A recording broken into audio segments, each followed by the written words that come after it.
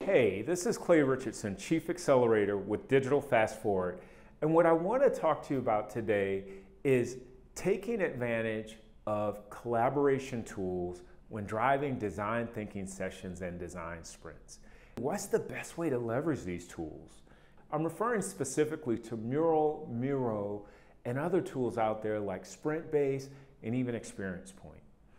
There are a lot of design thinking tools that have come onto the market, and what I've found is a lot of times leaders are leveraging these tools in a way that's counterproductive to the outcomes that they want to get to when running design thinking sessions and design sprints.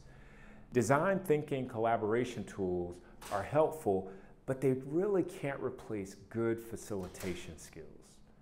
And that's really the most important tool in your design thinking toolbox is your facilitation skills.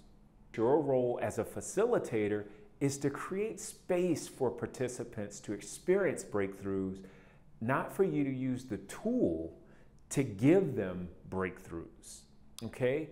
These are just some key principles I recommend using when thinking through how to best leverage tools like Mural, Miro, Sprint-Base, or even Experience Point. And so the first idea here, or at least principle, is to focus on outcomes over process. Because a lot of the tools that are out there, they give you a process or force you to think more about, okay, what's the process for setting up the environment? What's the process for what type of board that I'm going to use? What is the process around, the steps involved in the sprint itself? When you're beginning to look at designing a session, I want you to think first and foremost, what are the outcomes that I'm trying to drive? What are the outcomes that the stakeholders want, the executive sponsor? Get into that mode first. If you don't get into and focus on the outcomes, you end up defaulting to the tool and saying, well, the tool, I'm just gonna have these boards in Mural and Miro, and hopefully we'll get to some outcome, right? And I've seen so many team leads do that when it comes to innovation sprints or design sprints and design thinking sessions, is they expect Mural in particular to do all of the heavy lifting. I put my empathy map in, I put my, it's almost like a recipe, right? Like, well, I put a little pinch of this, a little pinch of this, a little pinch of that, which is more about process. And, I am not a great cook, I'll be honest with you, just very upfront. I'm not a great cook, but I know great cooks focus more on what is the outcome that they're trying to deliver, right? What is that experience? What do they want their diner, right? If you think about chefs like Jose Andres, he's a great restaurateur, great chef, and philanthropist. He really designs his restaurant more around what is that outcome or the experience that he wants his diners to have. And that's how I want you to begin thinking when it comes to designing the experience around a design sprint or a design thinking workshop. Is you're a chef, a great chef that's not just focused on following a recipe, but more focused on identifying what's the outcome in the experience that I want my patrons or the people I'm serving to have. So focusing on outcomes over process first is critical at the very beginning. Taking time to put together an outcome statement. What are those outcomes? Sharing that with your key sponsors, your executive sponsors and stakeholders, make sure everyone is aligned on the outcomes. The next piece is making space for breakthroughs.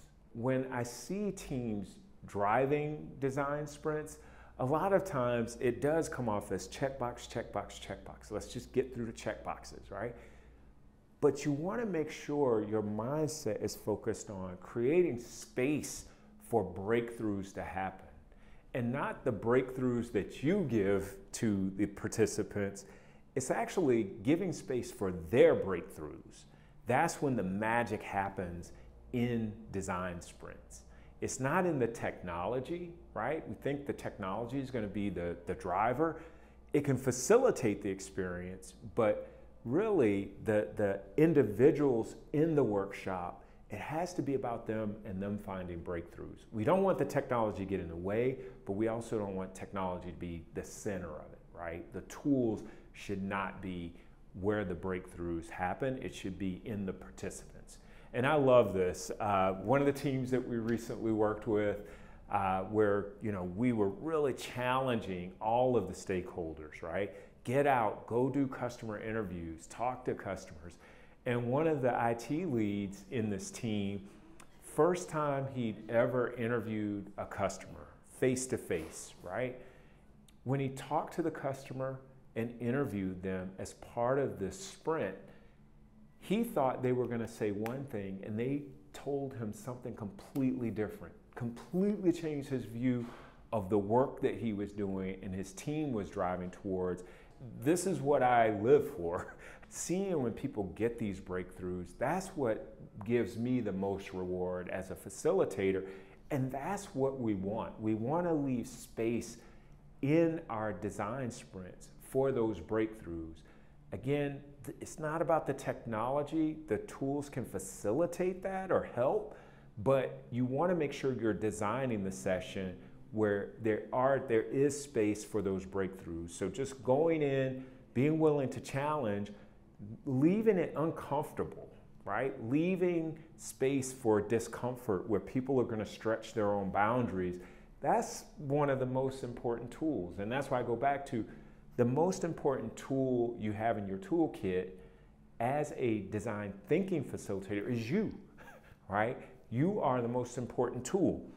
This last principle is experience over tools. What is the experience that you're trying to create in the design sprint?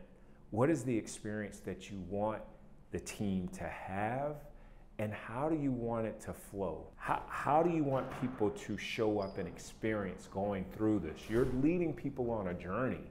Define what that experience is, and then have the tools support that, right? Don't do it the other way around, and I see a lot of teams do this, is they'll focus on, okay, we got the tool, now we're gonna get everything lined up on the tool, and then let's see what the experience is gonna be.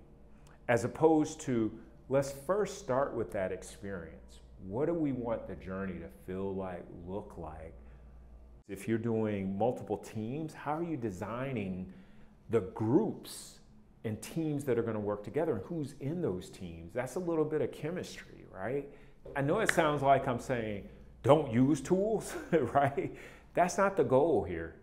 The goal is to use tools to help drive the experience, but not replace the experience. That shouldn't be the experience. You're the most important tool in your toolkit, as I said before. We've put together a really nice innovation facilitator self-assessment worksheet. And I want you to download this and use this to assess how you're doing as a facilitator and what areas you should be focused on to improve. And so I never said this is going to be easy, but the group that's a part of this community and a part of the work that we're doing, you're here to do the hard work. And so this is a key step in you leveling up as an innovation leader. And so this is Clay Richardson, Chief Accelerator with Digital FastForward, signing off. Happy innovating.